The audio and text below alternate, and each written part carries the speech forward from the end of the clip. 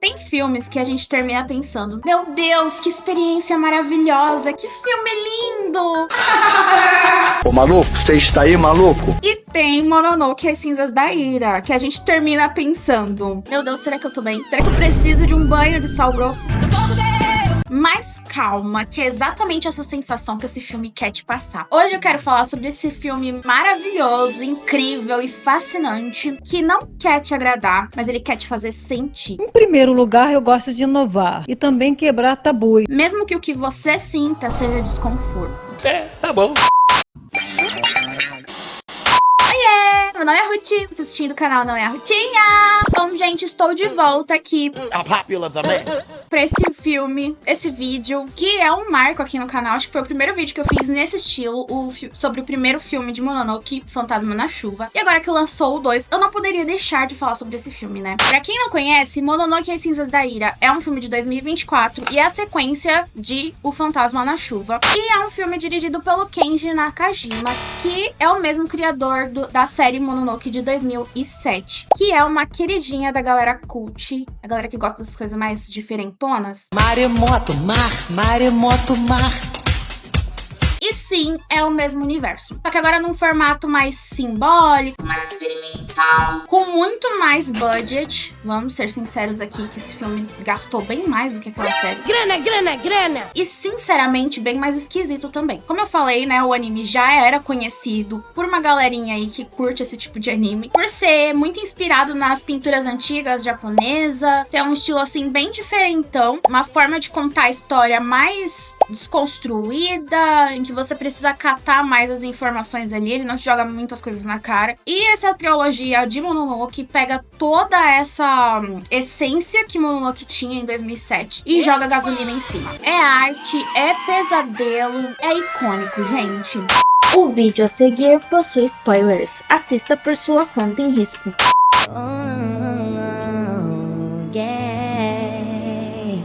Bom, para começo de conversa, essa história se passa um mês depois do fim dos eventos do primeiro filme. Continua se passando dentro do Ooku, que pra quem não sabe, é o castelo onde o herdeiro do shogunato, que era tipo o reinado antigo japonês, e as concubinas, a esposa dele, tudo morava nesse castelo que se chama Ooku. Já pensou, gente, morar com a amante do seu marido? Ai, gente, sei lá, eu acho meio humilhante, mas tudo bem. E assim, gente, é um lugar cheio de tramas, de intrigas e muita política. Pra você ser uma concubina do herdeiro, assim, apesar de não parecer, você precisava ser muito inteligente, porque essas mulheres eram praticamente representantes das suas famílias dentro do Ooku. Novamente, o filme é protagonizado por duas mulheres. Eu acho que, aliás, tá se tornando um padrão dos filmes de Mononoke. Provavelmente o terceiro filme também vai ter duas mulheres como protagonistas do filme. A primeira protagonista desse filme é a Fuki, que ela já apareceu no primeiro filme, aliás, e ela é a concubina favorita do herdeiro. Ela meio que monopoliza ele.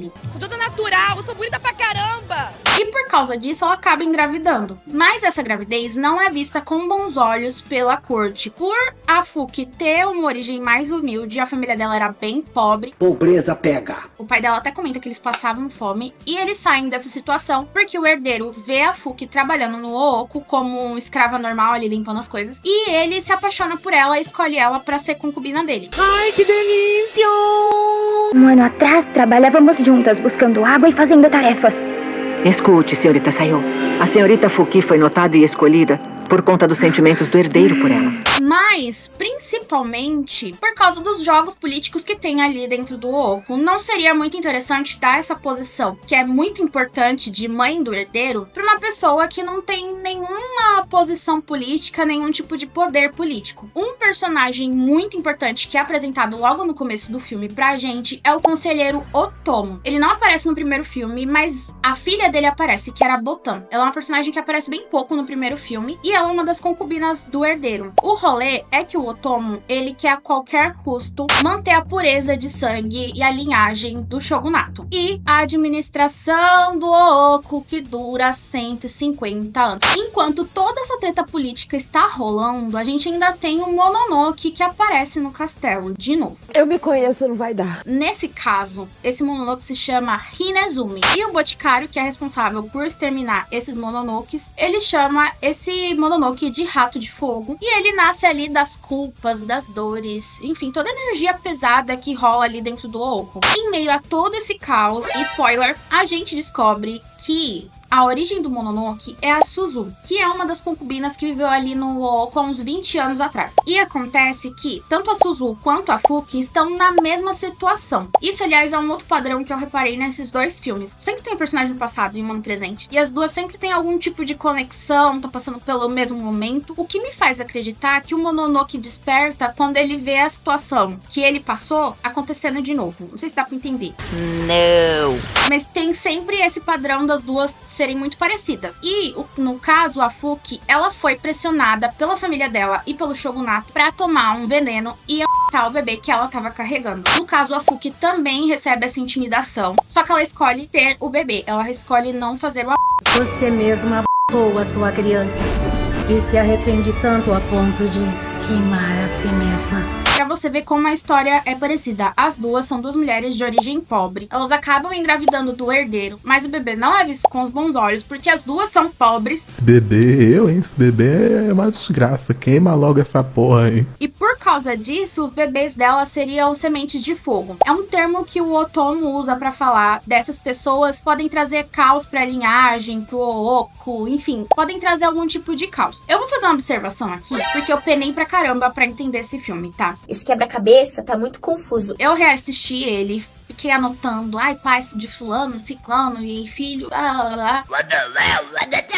E uma pergunta que ficou muito na minha cabeça é, tá, mas por que esses bebês são tão perigosos assim? São só bebês, sabe? E o que eu entendi, eu vou falar aqui especificamente da Fuki, porque é o que é passado. Da Suzu a gente não sabe muito a fundo a história dela, mas enfim. Quando começa o primeiro filme, a gente já começa sabendo que a Yukiko, que é a esposa do herdeiro, eles chamam ela de consorte, né? Ela acabou de ter uma bebezinha. Só que nasceu uma menina. Beleza. Nesse segundo filme, a gente descobre que ela quer criar esse bebê. Mas o Otomo, que é meio que o manda-chuva do Ooko, ele acha que isso é incabível, sem condições dela cuidar desse bebê. Como esse homem não foi preso? Principalmente porque a posição de guardião da princesa, enfim, da criança que é herdeira do trono, é uma posição muito importante politicamente. Essa pessoa que vai ser a guardiã do bebê vai ter muito poder. Então ele quer colocar alguém que seja positivo pra ele, que faça sentido ali na escala social, alguém de prestígio, status. Enfim, uma das famílias, aliás, que faz muito isso é a família Katsunuma. Eles fazem um reboliço. Barraco! Ai, quebra! Eles molham a mão de um monte de gente, manipulam várias situações pra ser favorecidos politicamente. E aí, nesse caso, essa família é escolhida pra ser o guardião da princesinha. Gente, eu estou muito indignada. Levando em consideração a posição das famílias, talvez a família Katsunuma... a família Katsunuma... Bandindinho! Você é bem perceptível, não? Sim, senhor! Então a família Katsunuma... Beleza, mas o que a Fuki tem a ver com tudo isso? Bom, se ela tiver um filho e nascer um menino, o que aparentemente todo mundo no Ooko tem certeza que vai acontecer, porque ninguém cogita de que possa nascer uma menininha, com certeza vai surgir uma treta política de qual dos dois bebês deveria ser o herdeiro. Eu estou sentindo uma treta! A bebê menina que nasceu primeiro é filha da esposa oficial do herdeiro, só que é uma menina, ou o bebê bastardo, que não é o primogênito, veio de uma mãe pobre, mas é um menino. E o conselheiro Otomo até pontua de que tem um agravante de que algumas pessoas influentes e poderosas dentro da corte e que talvez não estejam muito felizes em como as coisas estão andando, como tá rolando a administração, de que eles podem se aliar à Fuki pra apoiar que o bebê dela seja o próximo herdeiro por direito. Então assim, gente, se esse bebê nascer, vai rolar uma grande treta. Queima aquele caralho! E aí, nesse caso, se o bebê da Fuki fosse oficializado como o herdeiro do herdeiro, a posição da família Katsunuma, da loirinha do pai dela, não serviria pra nada. Porque assim, a bebê seria só mais uma criança ali dentro do Ooko, ela não teria nenhuma posição política, eles não ganhariam nenhuma vantagem. Voltando pro assunto, é a dor da Suzu de ter que o bebezinho que ela queria tanto ter e o arrependimento por ter feito isso, que transformam ela depois de morta no Hinezumi, que é um espírito de fogo que carrega a fúria de todas as mulheres silenciadas, oprimidas e coagidas ali dentro do Ooku. O Boticário retorna novamente ao Ooku para tentar entender esse espírito, a razão, a forma e a verdade dele, um clássico, todo filme vai ter isso, e acaba descobrindo que o Hinezumi não é um monstro, mas um reflexo desse sistema falho que usa o amor e a maternidade como um instrumento de poder. Eu acho legal, aliás, pontuar aqui que a maternidade é tão deturpada nesse lugar que as próprias mães usam a própria gravidez como uma forma de manobra política. A Fuki mesmo, por exemplo, a gente vê ela conversando com o pai dela e com o irmão dela, e eles conversam sobre o fato deles terem conseguido sair da pobreza por causa desse cargo que a Fuki conseguiu e blá blá blá. E ela fala como esse bebê que tá na barriga dela é o passe final para eles irem pro topo da escala social. O senhor me disse que a família Tokita governaria e se tornaria mais poderosa. Fugir agora seria a derrota. O propósito de eu ter vindo pra Oco. Estamos só a um passo de distância. Até ela mesma usa da própria gravidez pra ter algum tipo de ganho. E assim, gente, como vamos julgar, né? A mulher tá sendo usada por todo mundo porque ela mesma não aproveitar a situação. No fim, o fogo consome o Ooku, literal e simbolicamente. O espírito é exorcizado, o palácio volta à normalidade, tranquilidade, mas o desconforto permanece. Porque as cinzas da ira não falam sobre vitória, fala sobre o preço de existir num mundo que tá o tempo todo tentando te apagar.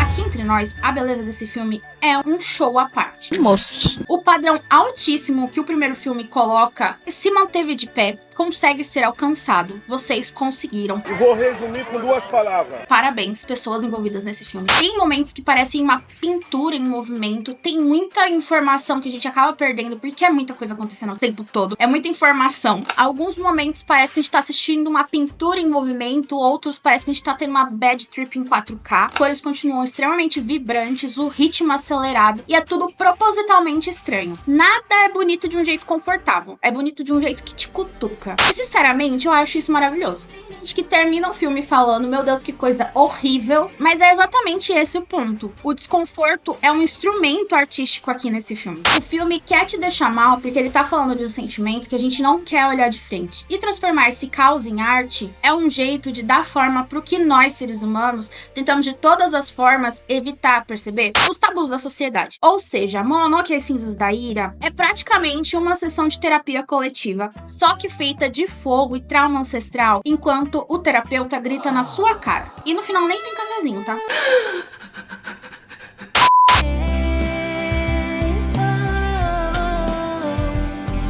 O filme é sobre ira, claro, mas não é só sobre isso. Ele é principalmente sobre remorso. A raiva de existir, de não ser ouvido, de precisar atrair a si mesma, a raiva que vira doença e depois vira incêndio. O que é que você não consegue perdoar? Assim como no primeiro filme a gente vê uma mulher adoecendo por causa da sua função. Função essa que ela não pediu para começo de conversa, mas foi nomeado a ela. O que pedem pra Suzu abrir mão do próprio filho é de uma monstruosidade sem tamanho. E pensar que isso era uma coisa comum é praticamente irracional. E eu acho que esse filme funciona muito bem como um lembrete e um lamento pelas pessoas que acabaram perdendo as suas vidas pela cultura. Aliás, uma reflexão que eu fiz depois de assistir esse filme pela segunda vez é de como Mononoke fala muito sobre a atualidade do Japão. Ele conta uma história de um passado remoto, mas fala muito sobre os dias de hoje. E assim, pensando como morte por exaustão é uma coisa que acontece no Japão, ao ponto de ter uma nomenclatura pra isso, pra mim é bizarríssimo. Karoshi é um tipo de morte registrada pelo governo japonês como uma morte súbita dentro de até 24 horas após a pessoa apresentar algum sintoma de sobrecarga de trabalho. A pessoa literalmente de trabalhar. Mas assim, não pensa que isso é uma coisa que tá muito longe da gente, de uma cultura super distante, do outro lado do mundo. Eu trago aqui muitas críticas ao capitalismo e vou precisar trazer de novo, mas a gente é condicionado durante toda a nossa vida a acreditar que o nosso valor tá no nosso trabalho, que a nossa vida é isso. Mas a nossa vida de verdade, a nossa vida social, a nossa vida pessoal, as pessoas que a gente ama, o tempo de qualidade que a gente passa, os nossos hobbies. O que eu tô querendo dizer, basicamente, é que a gente só passa 8 horas dentro de uma caixa de concreto ou trabalhando embaixo do sol pra enriquecer uma pessoa que às vezes você nunca viu na sua vida, porque alguém disse que a sociedade deveria ser assim, e é isso aí.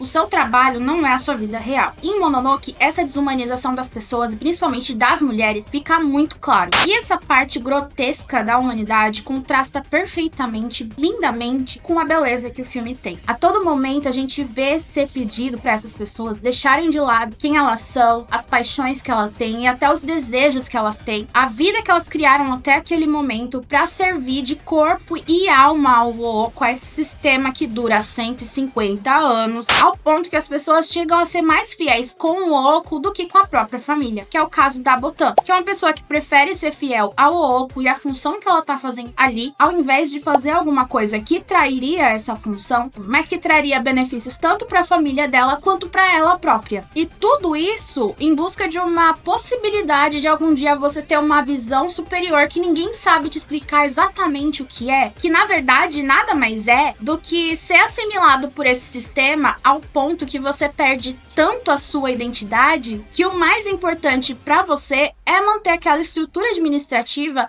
de pé. E para isso você precisa continuar vestindo a camisa. Inferno! Acho legal aqui fazer um adendo também, que o Hinezumi, que é o Mononoke apresentado nesse filme, ele é um personagem real do folclore japonês. Ele existe no folclore tanto japonês quanto chinês. Mononoke tem essa característica, que é uma coisa até meio que comum entre os animes no geral, de trazer elementos que existem de verdade na cultura do Japão, no caso, pra dentro dessa história. Meio que o que o Monteiro Lobato fez com o Saci no sentido do Pica-Pau Amarelo. O Hinezumi do folclore japonês é um yokai, que é uma espécie de espírito, e ele também é conhecido como Rato de Fogo, como eu falei no começo do vídeo. Ele é famoso pela pele dele, que quando é tecida num tecido, cria um material à prova de fogo. Mas assim, pra quem já sabe essas informações, quem já conhece sobre o folclore japonês, eu acho que isso é um pouco broxante, porque você meio que já sabe o que vai acontecer. Prefiro ser uma pessoa meio ignorante nesse ponto, pra não ter spoilers. Porque no fim das contas, o Hinezumi tem mesmo formato de rato, e ele tem essa associação aí com fogo. No filme, além dessa associação, a gente tem bem forte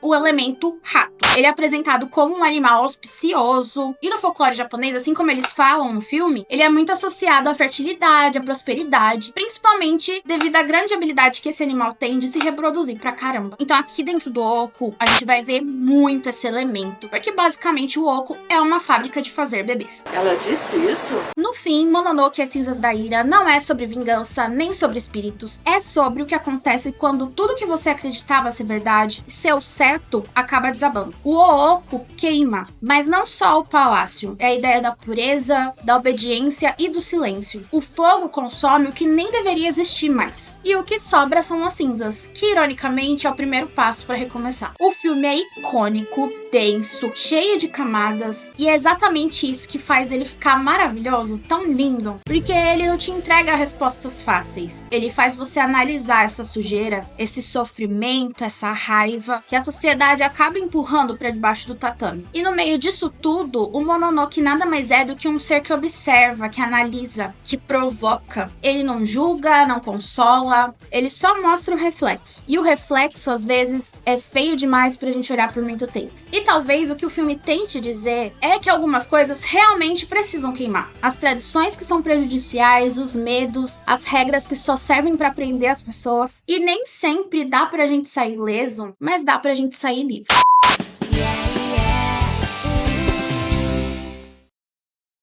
Bom, gente, e o que vem por aí? O que podemos esperar dessa continuação de Mononoke? O terceiro filme está confirmado, a gente já tem nome pra ele, vai se chamar A Maldição da Serpente, e o lançamento tá previsto pra acontecer no segundo trimestre de 2026. Mas, assim como foi com a Cinza da Ira, pode ser que demore um pouquinho mais pra chegar aqui no Brasil. Provavelmente só vai chegar em 2027.